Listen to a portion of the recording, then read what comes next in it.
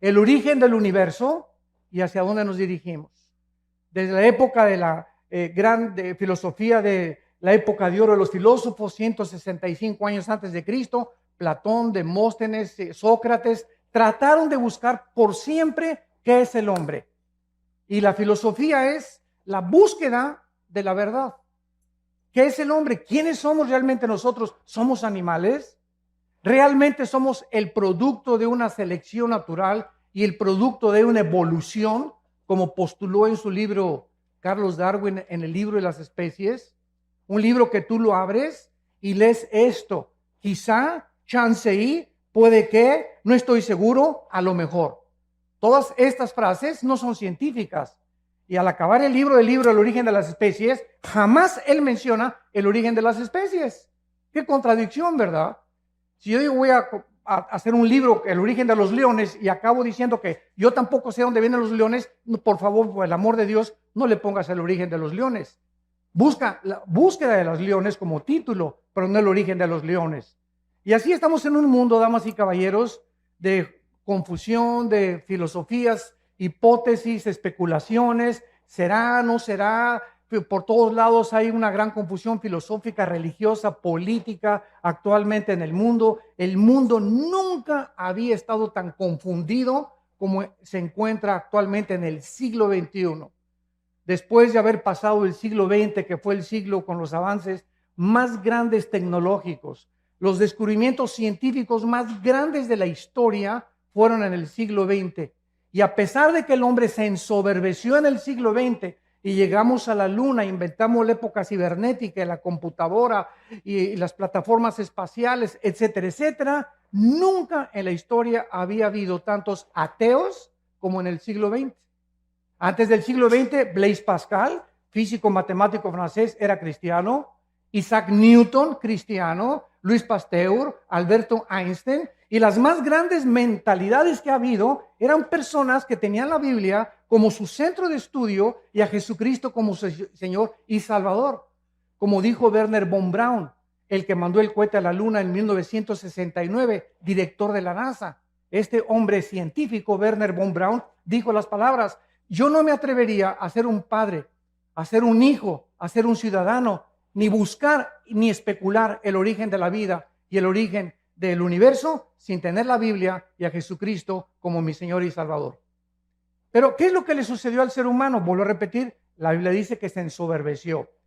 Y como la Biblia nos muestra que Dios creó al ser humano como un ser libre, somos agentes morales, responsables de nuestras acciones, si somos el resultado de los animales, por eso los muchachos en la escuela se portan como changos también. Cuando se les comienza a enseñar que venimos de los animales, no hagas lo que este padre de familia le dijo a un muchacho hace poco en una universidad.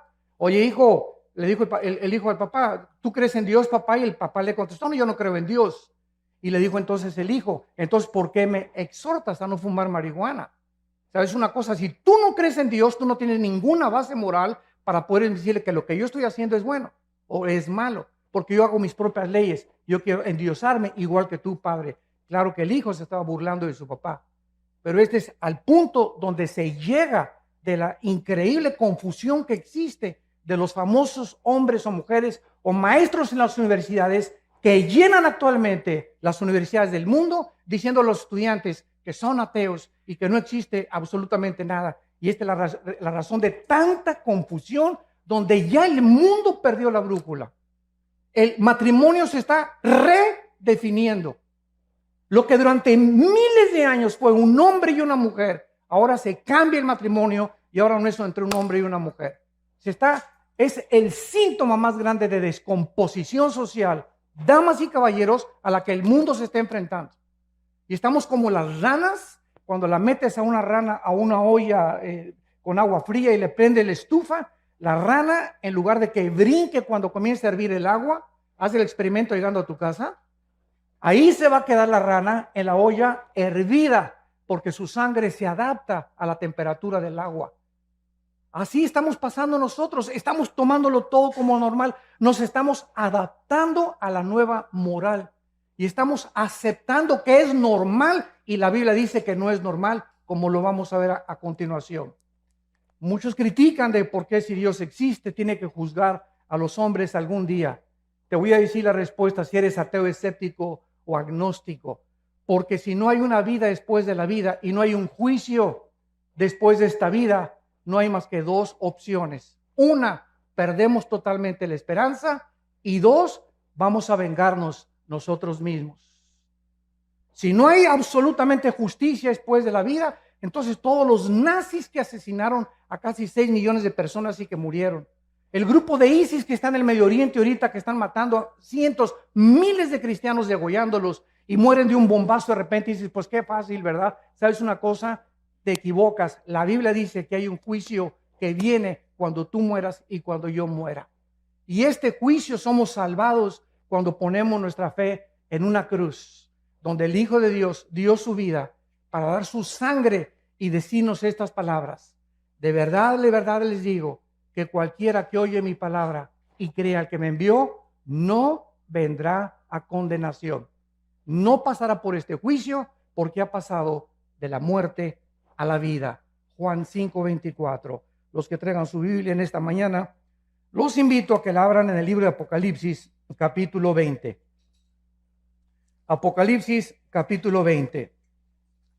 El libro de Apocalipsis fue escrito hace 2000 años por el último de los sobrevivientes de los apóstoles de Jesucristo, llamado el apóstol Juan. Este hombre Juan tenía 95 años de edad, exiliado por el emperador romano en la isla de Patmos. Si tú vas a Europa o vas al mar Egeo, vas a encontrar que todavía está la isla de Patmos y se encuentra todavía el lugar donde el apóstol Juan estuvo exiliado por el emperador romano. El apóstol Juan tenía como 95 años de edad y nos imaginamos tal vez que ya estaba, bueno, para eso fui cristiano, colgando con cadenas. Los exiliados políticos del gobierno de Roma no les quitaban la ropa. Al llegar a la isla y al exiliarlos, les colgaban las cadenas y no les volvían a quitar la ropa. Ahí se hacían excremento y todas sus necesidades. Imagínense ustedes nada más a los 3, 4 días de estar así, cómo podrían morir estas personas sin ninguna misericordia del pueblo romano. Entonces Juan a los 95 años de edad va caminando por la playa. Todo eso se encuentra en el capítulo 1 de Apocalipsis y oye una voz atrás de él que le dice: yo soy el primero y yo soy el último. Yo soy el alfa y yo soy el omega. Yo soy el que tengo las llaves del infierno y las llaves de la vida. Y yo soy el que estuve muerto, mas he aquí que vivo por los siglos de los siglos.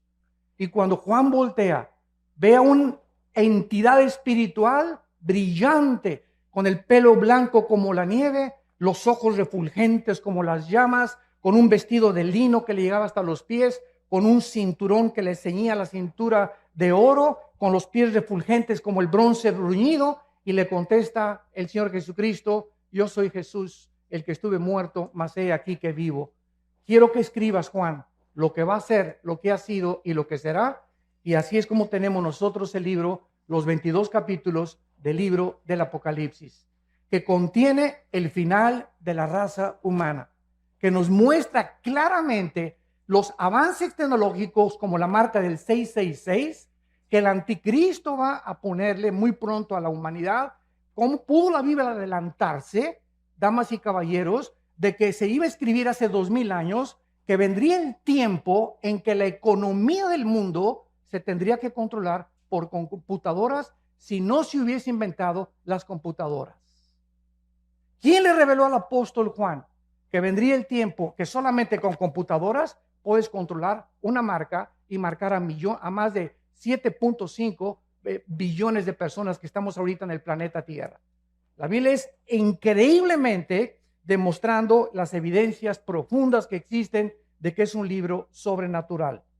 En el capítulo 20, que es el capítulo que nos concierne en esta mañana, encontramos estos versículos del 11 al 15.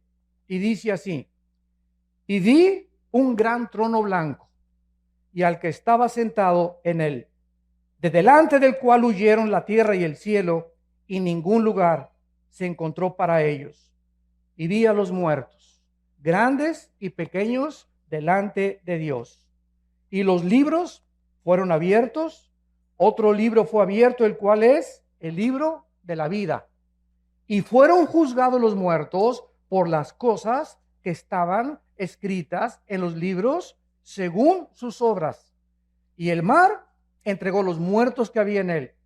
La muerte y el Hades entregaron los muertos que había en ellos y fueron juzgados cada uno según sus obras. Y la muerte y el Hades fueron lanzados al lago de fuego. Esta es la muerte segunda, y el que no se halló inscrito en el libro de la vida fue lanzado al lago de fuego. Vemos nosotros que por causa de que no fuimos el resultado de una evolución, ni venimos de los animales, la Biblia nos muestra que somos criaturas racionales, agentes morales, responsables de todas las decisiones, pensamientos y palabras que hayamos hecho mientras estábamos vivos. Y por esta razón, por ser agentes morales libres, Dios nos tiene que juzgar. Porque si no hubiera un juicio y Dios no fuera el legislador de la moral, sería un monstruo de Dios. Muchas personas dicen, ¿cómo es posible que Dios haya creado el universo? Y si Dios es Dios, las clásicas preguntas de los ateos. ¿Por qué hay maldad? ¿Por qué si Dios tiene el poder de destruir al diablo, no lo destruye una vez? Y te contesto porque acabaría primero contigo. Entonces, ¿por qué estas preguntas? Simplemente porque no conocen las respuestas que están en la Biblia. Y quieren estas personas abarcar la mente de un ser completamente incomprensible, que sus pensamientos no son nuestros pensamientos, ni los caminos de Dios, ni la forma como Él actúa como tú y como yo, que tenemos cerebros de caracol, comparados con la grandiosidad, la majestuosidad y el poder infinito de Dios. Y nos ponemos con la soberbia de creer y pedirle cuentas a Dios. Y por esto y por aquello, y por esto y por aquello, que es la base del ateísmo y de la filosofía del ateísmo. ¿Por qué esto y el otro? Porque su mente no comprende estas cosas. En su bitácora concluyen, ¿verdad? Pues como yo no entiendo por qué está pasando, y si yo fuera Dios, hago a un lado a Dios y descarto a Dios de mi vida. Porque intelectualmente no puedo aceptar un Dios con estas condiciones. ¿Qué cosa más terrible? Y quiero decirles que antes de que yo fuera cristiano era ateo. Yo profesé el ateísmo durante 7 años. Y formé parte del Partido Comunista Mexicano. Y comprendí la teoría de Hegel, la dialéctica materialista. Y mi héroe era Nikolai Lenin desde la Revolución Rusa Bolchevique en 1917. El Che Guevara tenía un inmenso póster arriba de mi cama del Che Guevara, etcétera, etcétera. Porque como todos los jóvenes idealistas, buscamos siempre identificarnos con algo. Yo quería entregarle mi vida a alguna cosa que valiera la pena, una revolución armada. Vamos a cambiar esto, vamos a un gobierno utópico, es lo que estaba buscando, porque no hay ningún sistema de gobierno, llámese socialismo, comunismo, democracia, que es el mejorcito de los gobiernos, pero tampoco es perfecto. No existe un gobierno porque el ser humano, dice la Biblia, somos seres imperfectos. Entonces luchamos contra algo que queremos cambiar porque traemos la eternidad en el corazón. Buscamos la justicia todos, buscamos la verdad, buscamos algo con que identificarnos que valga la pena. Estamos hartos de tanta hipocresía, de tantas cosas en el mundo. ¿Por qué? Porque fuimos hechos a la imagen y semejanza de Dios. Jamás he visto un grupo de conejos preocupados, ni de changos tampoco buscando el universo, de dónde vengo, quién soy, a dónde me dirijo. ¿Por qué? Porque estas son características únicas, peculiares, que Dios derramó en el ser humano. Vemos en primer lugar que el apóstol Juan dice lo siguiente: vi un gran trono blanco y al que estaba sentado en él. Dice la Biblia que hay un trono. Un trono es un símbolo de autoridad y de gobierno. Hay un ser en el universo, en algún lugar en el universo, donde Él está gobernando el universo con el poder de su palabra. Y este Dios que está sentado ahí en su trono, dice Juan que Él lo vio, porque Juan fue sacado de espiritualmente su espíritu. La Biblia dice que somos espíritu, que tenemos un alma y que vivimos dentro de un cuerpo. No hay ningún libro que te pueda decir de qué está formado el ser humano.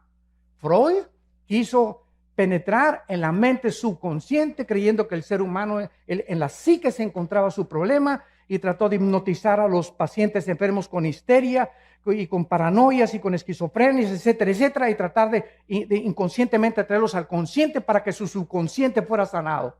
Sin embargo, Freud se enfrenta solamente a la mente. Ese fue su grande fracaso. El problema del ser humano es mucho más profundo que la psique, que la mente. Y la Biblia nos dice, el problema del ser humano es espiritual.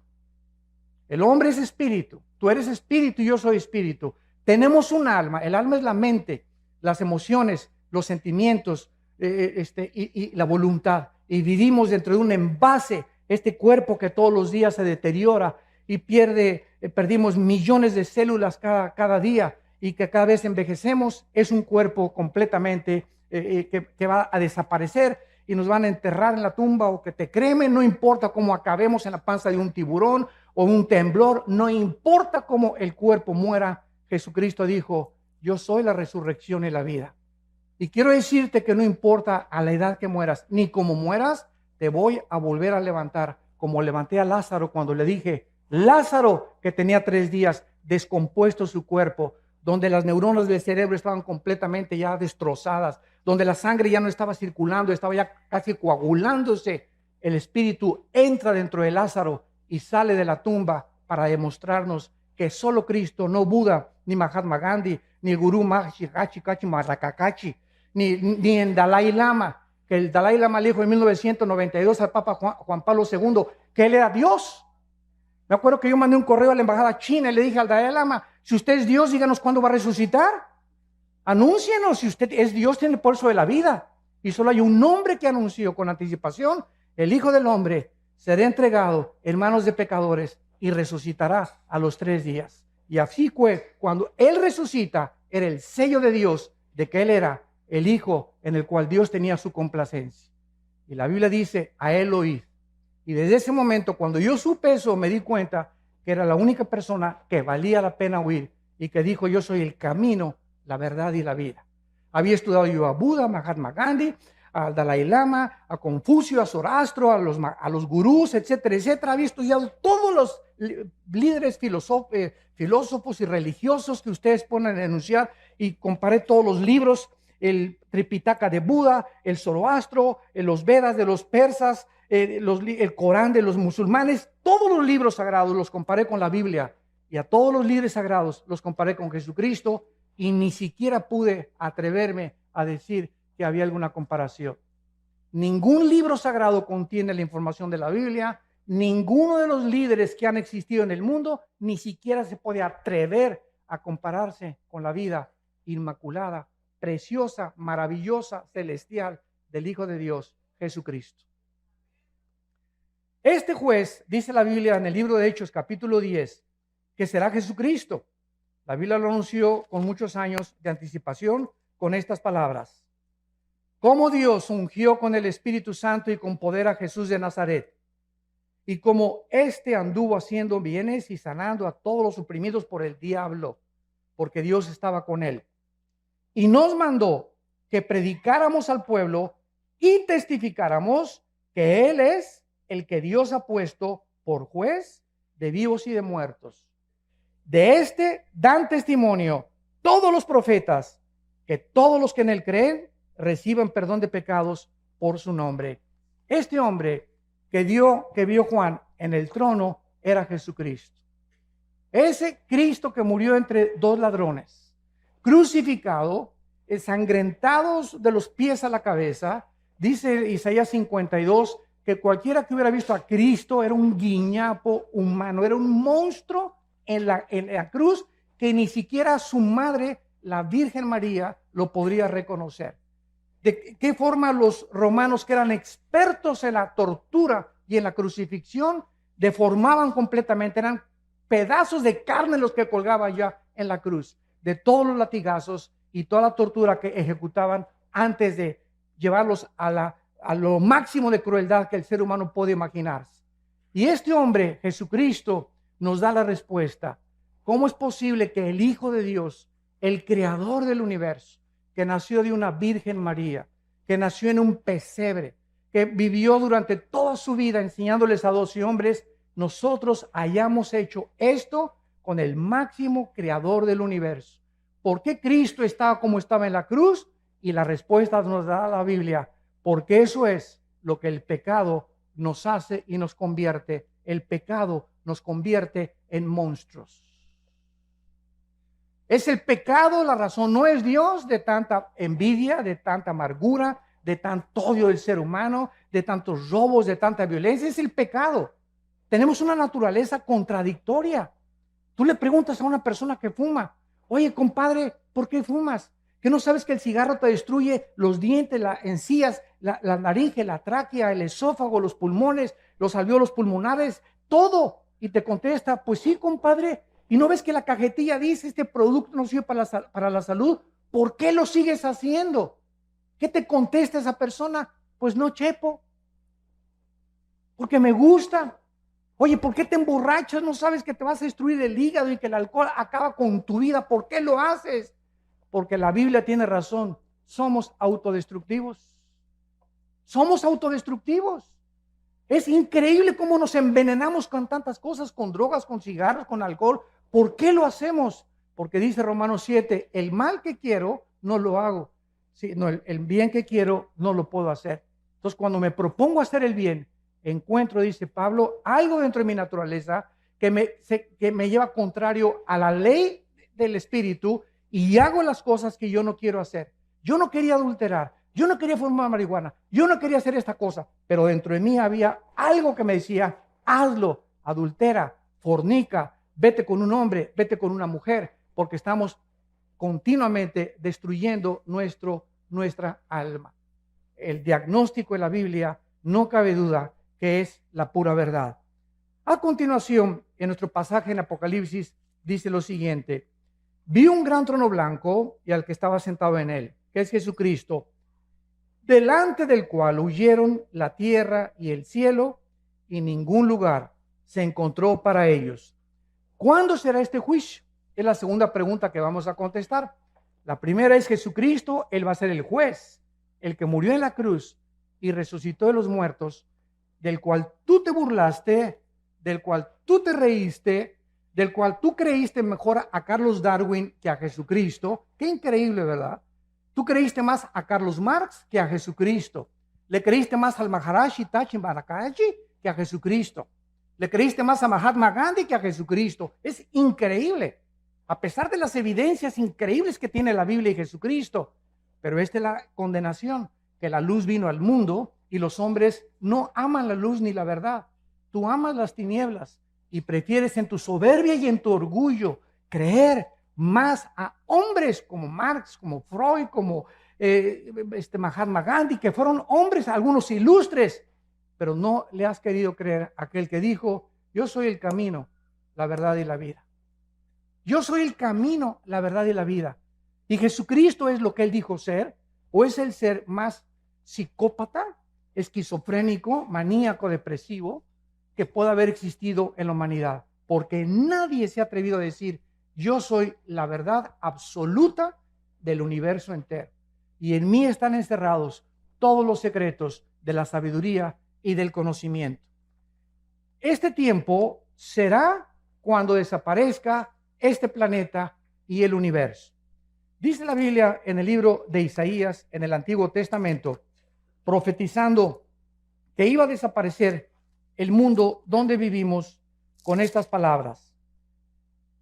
Porque he aquí, Isaías 65, 17, yo crearé nuevos cielos y nueva tierra, y de lo primero no habrá memoria, ni más vendrá el pensamiento. En otras palabras, esto te contesta la pregunta, oiga, y cuando llegue al cielo, si no está mi perro Fido conmigo, ¿no lo voy a extrañar? ¿Y si no está mi abuelita conmigo? ¿Y si no están mis hijos conmigo en la otra vida? ¿Y si mi esposo y a los que yo amé se van al infierno y yo me voy al cielo? ¿Tú crees entonces que el cielo sería un lugar de completo descanso y de completo reposo y completa paz si tuviéramos esos sentimientos que tenemos aquí abajo en la tierra? ¿Por qué pensamos así? Porque creemos que vamos a tener la misma mentalidad que tuvimos aquí en el mundo. Pero cuando vayamos al cielo, Jesucristo dijo una vez que le tocaron la puerta y que estaba enseñando a sus discípulos, Señor, en la puerta está tu mamá y tus hermanos. Le tocaron la puerta. Y volteó Jesucristo y les dijo, ¿verdad?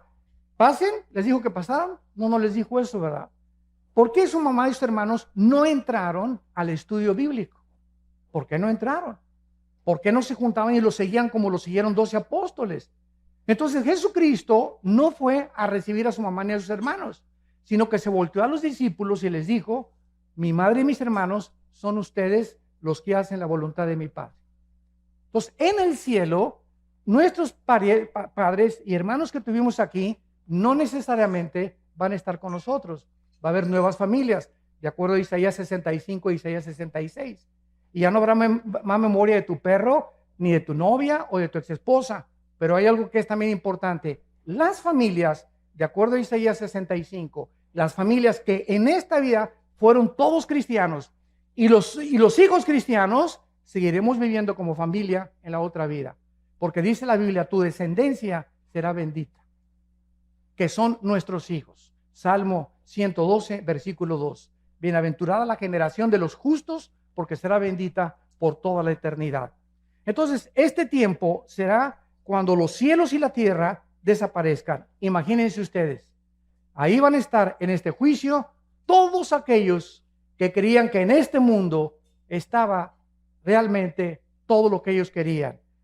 Será desintegrado, se fundirán los elementos y aquí va a estar lo que tú creías. Ahí van a estar tus tierras, ahí va a estar tu droga, ahí van a estar tus amantes, todo este mundo que muchos aman y que quieren aquí poder y que quieren publicidad y que quieren aquí ser reyes y Miss Universo y Miss Colombia y diputados y gobernadores y llegan hasta la arriba de la cumbre, y mientras más alto subas sin Dios, más alto caes.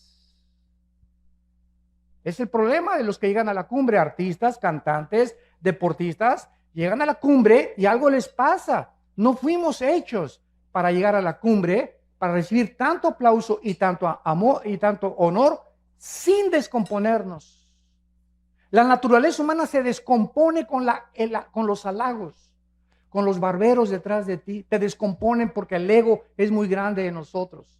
Entonces, cuando un político sube hasta arriba y un gobernante sube hasta arriba y un deportista y un artista como Michael Jackson, Elvis Presley y te nombro cientos, acaban drogados, como Prince, acaban drogados, acaban degenerados sexualmente, acaban completamente o se suicidan o se quitan la vida porque no soportan estar allá arriba. Mientras más altos suben, más rápido nos descompone las alturas.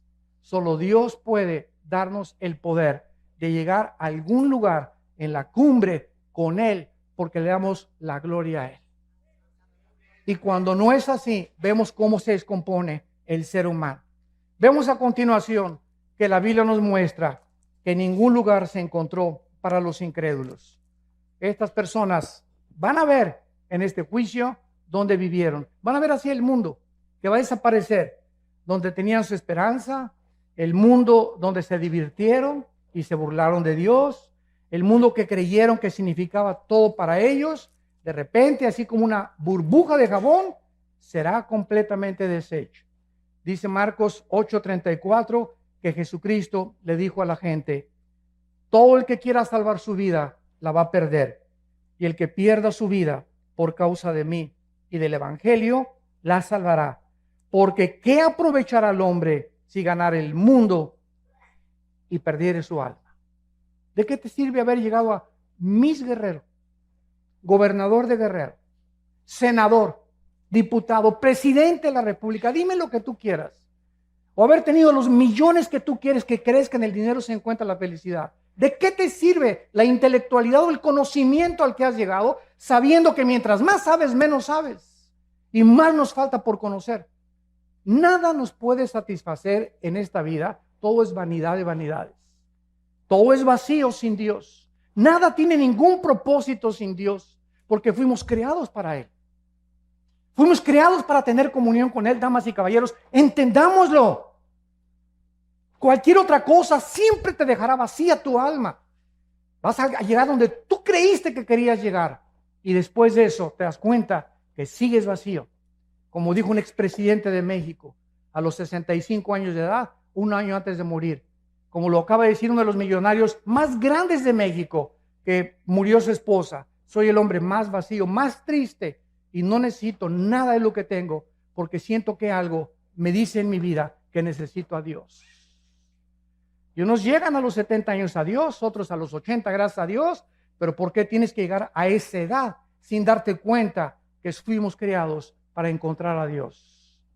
Para que Él nos ayude a ser hombres, mujeres, para que nos ayude en nuestro matrimonio, para que sepamos cómo educar a nuestros hijos, cómo administrar nuestros negocios, cómo vivir en la vida, a qué darle prioridad en la vida, si es a mi esposa o a mis hijos o a mi trabajo. Y cuando buscamos a Dios, primero y sobre todas las cosas, todas las demás cosas nos son añadidas. Vemos en segundo lugar, que dice Apocalipsis 20, versículo 12, y vi a los muertos, grandes y pequeños, delante, de pie ante Dios. Aquí no está hablando de los altos y los chaparritos. Cuando dice los grandes y los pequeños, está hablando que en este juicio estarán los grandes, o sea, los gobernantes, todos los presidentes que han existido en la historia, todos los dictadores que han existido en la historia, Hussein, Benito Mussolini, José Stalin, Hitler, etcétera, etcétera. Todos estos grandes hombres gobernantes, reyes, magnates, millonarios, que abusaron de su autoridad, que abusaron del pueblo, que explotaron a las naciones y a los pueblos, que fueron déspotas y tiranos, serán juzgados, dice la Biblia. Así que no tenemos por qué perder la esperanza ni por qué tomar venganza. Dios ha establecido un día en el que ha de juzgar a los vivos y a los muertos. Pero también dice a los pequeños. ¿Quiénes son estos? Los esclavos, sirvientes, trabajadores, campesinos e indígenas también. Los más exaltados y también los que están hasta abajo. Nadie se le va a escapar al juicio de Dios. Ahora, ¿sobre qué base va a juzgar Dios tu vida y mi vida? Dice el versículo 12, y fueron abiertos los libros. Y el libro de la vida, y fueron juzgados los muertos por las cosas que estaban escritas en los libros según sus obras. La Biblia dice que cuando una persona nace en este mundo, desde Adán y Eva, todos los nombres de todas las personas, desde Adán y Eva, están escritos en un libro. Hay el libro de la vida y el libro de la vida del Cordero. Son dos completamente diferentes. Y el otro libro, que es el de los registros, que vamos a ver. En el libro de la vida están escritos todos los seres humanos. Todos los que rechazaron a Cristo serán borrados del libro de la vida. Todos los que en el libro de la vida han recibido a Cristo son pasados al libro de la vida del Cordero. Veamos esta verdad en Apocalipsis capítulo 13. Y dice así, en Apocalipsis capítulo 13, hablando acerca del anticristo y de todas las personas que él va a perseguir, dice el versículo 8, y lo adoraron, o sea, el anticristo, todos los moradores de la tierra, cuyos nombres no estaban escritos en el libro de la vida del Cordero, que fue inmolado desde el principio del mundo. Estuvieron escritos en el libro de la vida de Dios, del Padre, pero no en el libro de la vida del Cordero.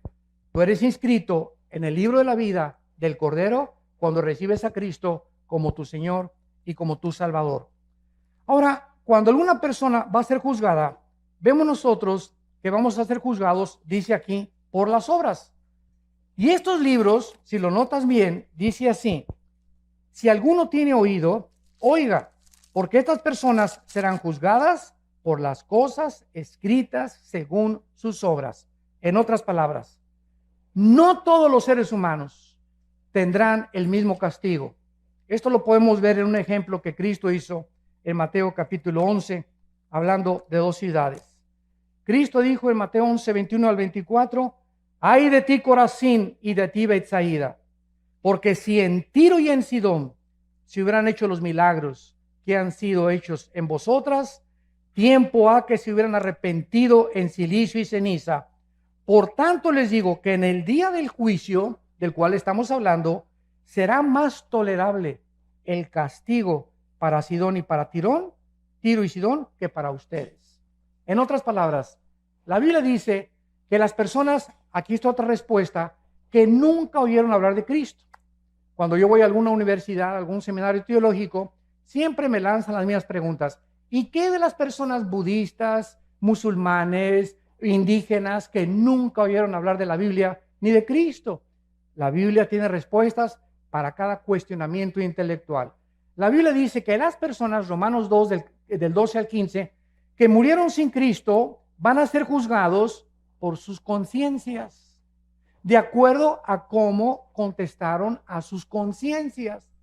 Y nosotros y todos ustedes que están aquí en esta mañana y todos los que hemos oído la Biblia, seremos juzgados por este libro. Porque al que mucho se nos ha dado, mucho se nos va a pedir. Más te valió no haber venido a este desayuno. Te lo digo con todo mi corazón. Porque en el momento en que tú oyes la palabra de Dios, te haces mucho, mucho más culpable que una persona que nunca la oyó. Y esta es la condenación, que tú oyes la palabra y ves la luz delante de ti y dices, no la quiero. Hay otras personas que no tienen el privilegio que Dios te está dando en esta mañana de arrepentirte de tu vida y de tus pecados. Y la oportunidad de comenzar una nueva vida, como el testimonio que escuchamos, que solo Dios puede cambiarte. Pero las personas que nunca oyeron de Cristo serán juzgadas por sus conciencias. Por ejemplo, Sodoma y Gomorra fueron destruidas en 24 horas. El diluvio tardó 120 años, donde Noé, arrepiéntanse, 120 años Dios le dio a Noé y a esa civilización para que se arrepintieran hasta que vino el diluvio. A Sodoma y Gomorra le dio 24 horas. ¿Se dan cuenta ustedes? ¿Es Dios injusto? No. Simplemente los pecados de Sodoma y Gomorra son dos ciudades que llegaron y traspasaron donde Dios vio que no tenían regreso, que habían llegado a tal grado su depravación sexual que si no eran detenidos y no eran extinguidos del planeta Tierra, cundiría y se expandiría por todas las ciudades el pecado de la homosexualidad. Entonces, Corazín y Betsaida fueron dos ciudades en las que Cristo estaba enfrente de ellas. Y Cristo les dice, si otras ciudades que no me oyeron hubieran oído lo que ustedes oyeron, será más tolerable. No serán castigadas tanto como los voy a castigar a ustedes. Porque al que mucho se le da, mucho se le pide. Y tú y yo somos ante Dios culpables de lo que hemos oído en esta mañana. Vemos en el versículo 13, en Apocalipsis 20, y el mar entregó los muertos que había en él. Y la muerte y el Hades entregaron los muertos que había en ellos. Y fueron juzgados cada uno según sus obras. Dice la Biblia que va a haber dos tipos de resurrecciones. Juan capítulo 5. Los que hicieron lo bueno a resurrección de vida. Los que hicieron lo malo a resurrección de condenación. No hay más que dos juicios. Los que hemos recibido a Jesucristo, ya no vamos a ser en la muerte juzgados por nuestros pecados. Seremos juzgados por nuestras obras, nada más, sin perder la salvación. Para recompensas o rechazo de recompensas. Pero aquellos que fueron juzgados y que no resucitarán hasta la segunda resurrección, son los que menciona Apocalipsis 20, del 11 al 15, que es el pasaje que estamos estudiando. Entonces, la primera resurrección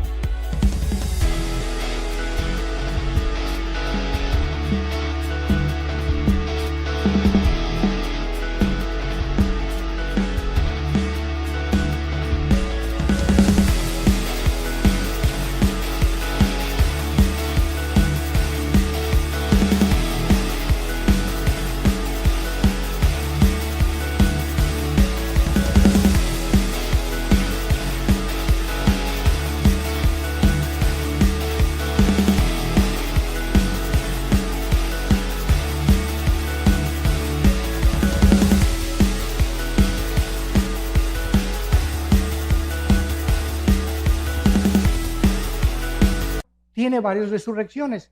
Primero fue Cristo, después los que estaban con él, que son las primicias, después viene el arrebatamiento de la iglesia, vamos a hablar mañana del arrebatamiento de la iglesia, después viene el arrebatamiento de los 144,000, la resurrección de los 2 testigos, la resurrección de los mártires de la gran tribulación y después la resurrección al final del milenio de los que entraron con cuerpos no glorificados y que van a resucitar antes de los cielos y la nueva tierra. Entonces, toda esta resurrección de los justos se llama la primera resurrección. Y la segunda resurrección, dice el versículo 14, y la muerte y el Hades fueron lanzados al lago de fuego. Esta es la muerte segunda. Damas y caballeros, la Biblia no considera la palabra muerte cesar de existir. La muerte en la Biblia significa separación. Entonces, cuando dice la Biblia que la muerte segunda vendrá a ellos, es porque tú vas a morir físicamente y yo también una vez. Y después de que tú mueras físicamente, vas a morir otra vez si eres lanzado al infierno. Tuviste 2 muertes y un solo nacimiento. El cristiano tiene 2 nacimientos, nací de mi mamá y nací del Espíritu Santo. Y moriremos una sola vez, físicamente, porque al morir nos están esperando los ángeles para llevarnos a la presencia de Dios. Y no porque seamos buenos ni mejores que los demás, simplemente por haber creído en el nombre del Hijo de Dios. Y cuando lleguemos al cielo nos vamos a quitar las coronas, dice Apocalipsis 4, y se las vamos a dar a Cristo y le vamos a decir: Padre, no merezco ni la corona, porque por tu gracia y por tu misericordia nosotros somos lo que fuimos mientras estábamos en este planeta. Y saldrán del mar, dice la Biblia, todos los que murieron en los océanos Atlántico y Pacífico, el mar Mediterráneo, el mar Egeo, el Golfo Pérsico, los mares Rojos y Muerto, todos los que murieron en avionazos, hundimientos de barcos o que se los comieron los tiburones, van a salir del mar. Y los demás saldrán del centro de la tierra, y dice, y la muerte y el Hades fueron resucitados y entregados a ellos y juzgados por sus obras. ¿Qué es el Hades? El Hades es una prisión en el centro de la tierra, donde si tú mueres sin Cristo, inmediatamente en segundos desciendes al centro de la tierra. Es como una prisión temporal donde estás esperando hasta después del milenio o del reino milenial de Jesucristo. Vas a ser resucitado para presentarte a este juicio y juzgado por tus obras.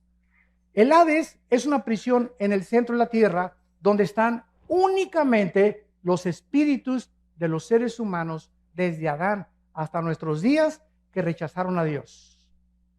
El infierno es el lugar donde van a ser lanzados. Y cuando nosotros estudiamos la Biblia, nos damos cuenta que esta profundidad o esta prisión que se encuentra en el centro de la tierra, van a salir todos los que están ahí para ser presentados delante de Dios, los grandes y los pequeños. Y ahí estarán los dictadores, los reyes, junto con los indígenas, los esclavos y todos aquellos seres humanos que nunca les importó nada seguir a Jesucristo. Saldrán del mar, saldrán del Hades y serán castigados según sus obras. Y finalmente, dice la Biblia que todas aquellas personas que van a resucitar para presentarse delante de Dios, notas lo que dijo, y los vi parados delante de Dios. Y vi a los muertos de pie ante Dios. ¿Por qué vas a estar de pie? Porque en el día del juicio ya no hay oportunidad para que te arrepientas.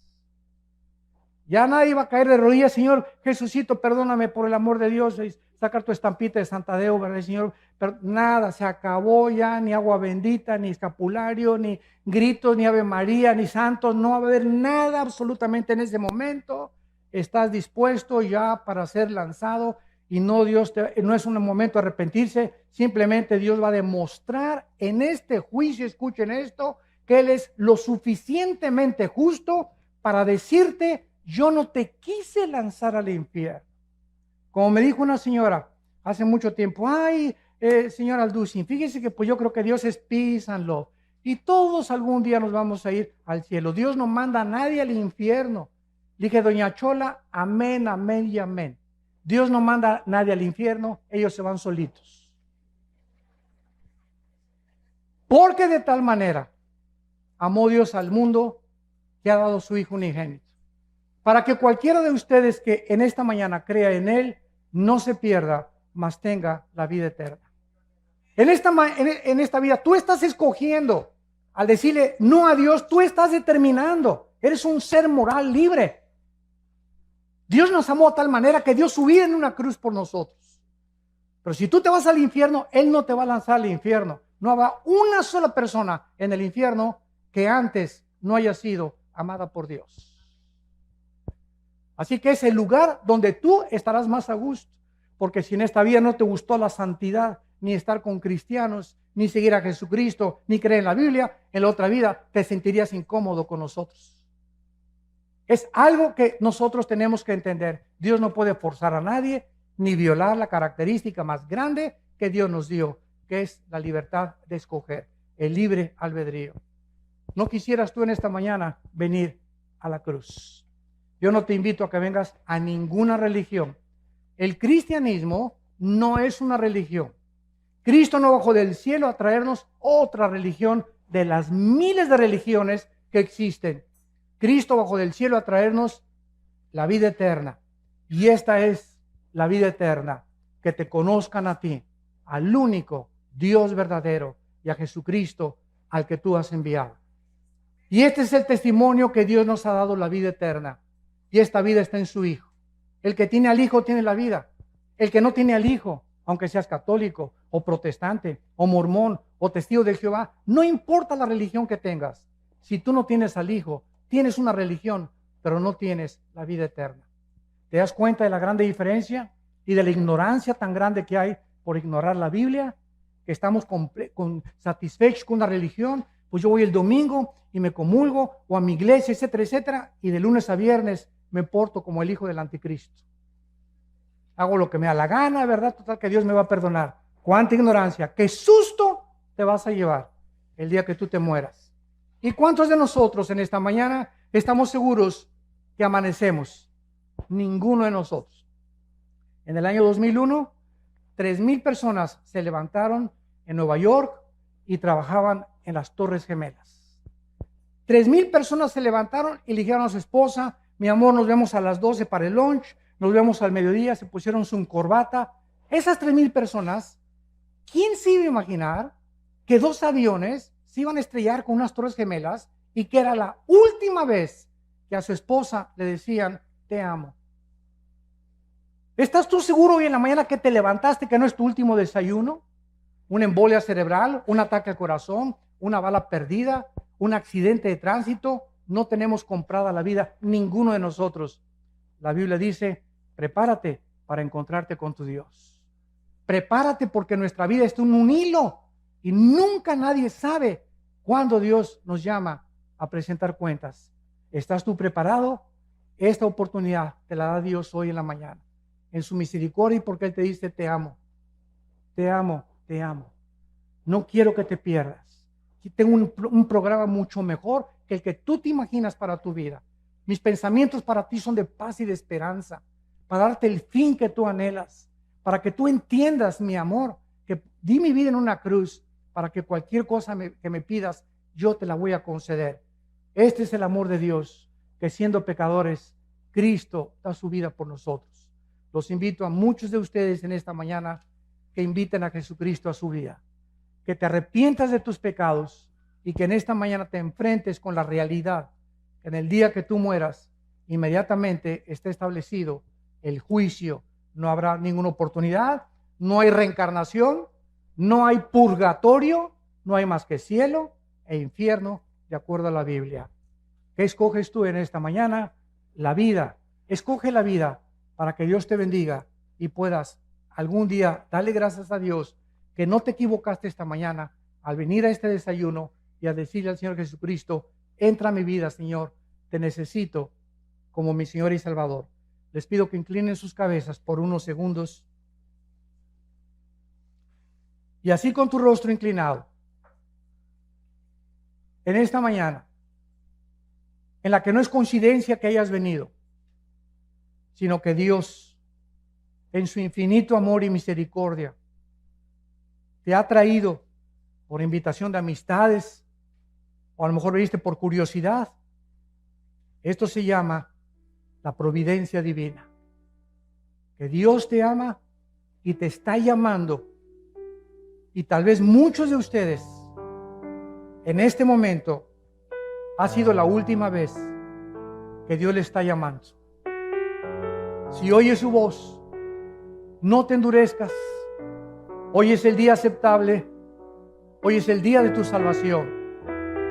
Ven a la cruz. Abraza la cruz, donde tus pecados y mis pecados fueron puestos en el Hijo de Dios, para que con su sangre pudiéramos nosotros ser lavados, purificados y santificados, gracias a lo que Él hizo en nuestro lugar, en esa cruz. ¿Qué tengo que hacer?, me preguntarás, para que en este momento yo pueda arreglar mi condición de...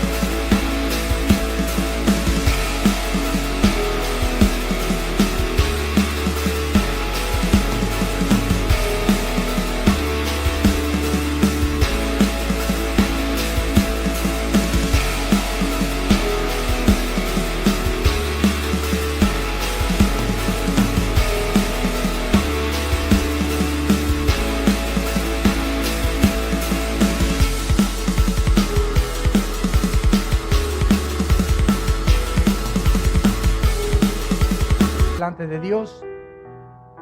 Tú me puedes decir, es que yo soy un asaltante, yo soy secuestrador, he tenido 5 abortos, soy una prostituta, soy un homosexual, he engañado a 3 o 4 mujeres mis antiguos matrimonios, soy un adúltero, soy una adúltera. Y la Biblia te contesta, si tus pecados fueren tan negros como el carbón, como la blanca lana vendrán a ser. Si tú en esta mañana te arrepientes y entiendes que no tienes que dejar esa vida para venir a Cristo, ven cómo estás y Él, al entrar a tu vida, te dará el poder de cambiar, de transformarte en una nueva criatura y darte el poder de la vida eterna. Ven cómo estás, tal como eres de pecador, y dile estas palabras con todo tu corazón. Señor mío y Dios mío, te pido perdón por mi vida, por mi soberbia intelectual, por mi vida de pecado. Ahora he comprendido claramente que no puedo seguir viviendo de esta manera, y que tú eres el único que puedes cambiarme, transformar mi manera de pensar y darme el poder de vivir para ti. Señor Jesús, creo que en esa cruz, con tu sangre, pagaste por mis pecados. Te invito en este instante que entres a mi vida. Te recibo como mi Señor y mi Salvador. Gracias por darme al Espíritu Santo como el poder para cambiar mi vida, vivir para ti, conocerte y adorarte en espíritu y en verdad. En el nombre de Jesús. Amén. Amén y amén. Gracias a Dios por este libro. Damas y caballeros, en medio del mundo que vivimos,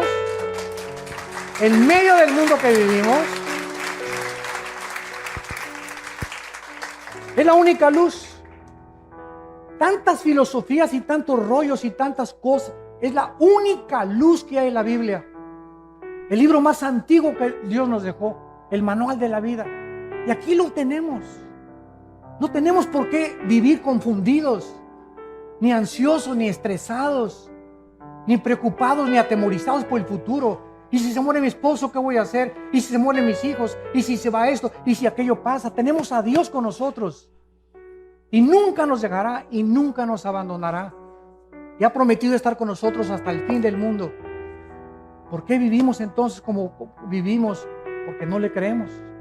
Y en esta mañana todos ustedes que han hecho esta oración por primera vez, nos gustaría conocerlos, bendecirlos, y les pido, si tú hiciste esta oración en esta mañana, ahí desde tu lugar, ponte de pie. Párense los que hicieron esta oración por primera vez. Mira cuánta gente, que Dios los bendiga. Gracias, que Dios los bendiga, que Dios los bendiga. Gracias a Dios. Gracias, Señor. Gracias, Padre. Gracias, Señor. Gracias, Señor. Gracias, Padre. Gracias. Muchísima gente. Más de la mitad de los asistentes han venido a la cruz. Gracias a Dios. Se pueden sentar. Bienaventurados los pobres en espíritu, porque ustedes verán a Dios. Dichosos y felices ustedes los que en esta mañana han llorado o han derramado lágrimas por sus pecados. Dichosos y felices ustedes los misericordiosos, los que tienen compasión de la gente, los que no ven a la gente como instrumentos para tus intereses, ni para ser usados como cosas y objetos. Dichosos y felices cuando te persigan, cuando se burlen de ti por ser cristiano o cristiana.